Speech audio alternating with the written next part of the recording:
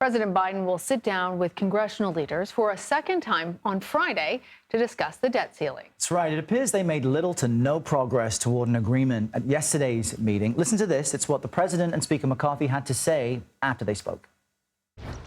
First, I just finished, I thought, a productive meeting with the congressional leadership about the path forward to make sure America does not default, emphasize does not default on this debt for the first time in our history. I'm pleased but not surprised to hear Republican Minority Leader of the United States Senate saying that at our meeting that the United States is not going to default, never has, and it never will. Unfortunately, in this meeting, I heard nothing new. I didn't find progress in this meeting.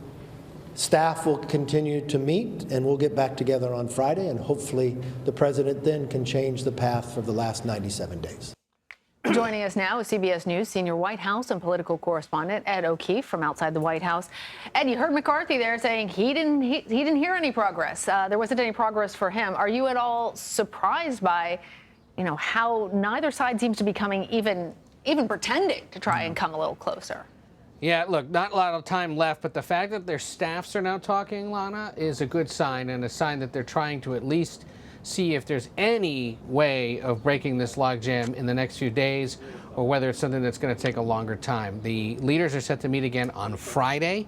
That, too, is a good sign because it's a good chance for everybody to sort of compare notes at that staff level and then bring them back and see if over the weekend into early next week there's possibly a way for the House to start taking up something and then the Senate. June 1st is the day the Treasury Department says the U.S. government's going to run out of cash and be unable to pay its obligations.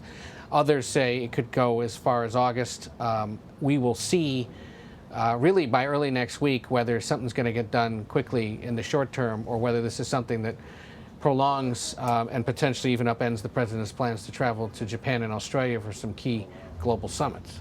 Which is why we're looking for any signs of hope here. We did hear the president, we heard the president says Senate Minority Leader Mitch McConnell said, and he chooses his words very carefully, that the U.S. will not default on its debt.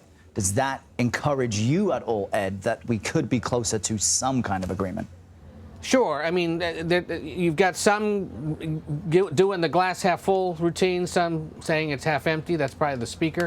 That's the public posturing. But again, the fact that the staffs are at least being told, keep talking, is a sign that the professionals who really do know the ins and outs of this and can bring the details to the leaders are trying to get to a point where perhaps something can be done. Remember, ultimately, you're going to see a budget negotiation for later this year when the fiscal year runs out that probably involves some kind of spending cuts. So what may also be going on now is a sense of, well, what could we potentially really look at to cut and in that budget discussion later in the year, and can we get this clean default limit raised now?